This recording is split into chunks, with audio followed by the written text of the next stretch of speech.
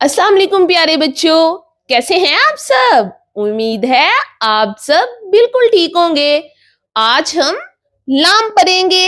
लाम की आवाज ल ल ल से शुरू होती है। आइए लाम से बनने वाली चीजों के नाम सीखते हैं। लाम ल ल लीमू, ल ल लीमू, ल ल लीमू। लाम ल ल लट्टू, ल ल लट्टू, ल ल लट्टू। लाम ल ल लैंप, ल ल लैंप, ल ल लैंप।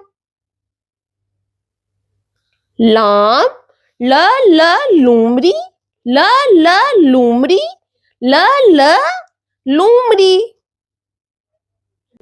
तो प्यारे बच्चों, क्या आपने गौर किया? लीमू, लट्टू, लैंप और लूमड़ी, इनकी आवाज ल ल ल से शुरू होती है। जैसे ल लीमू, ल लट्टू, ल लैंप, ल लूमड़ी। तो प्यारे बच्चों, इस सबक को अपने दोस्तों के साथ मिलकर पढ़ें। अल्लाह हाफिज।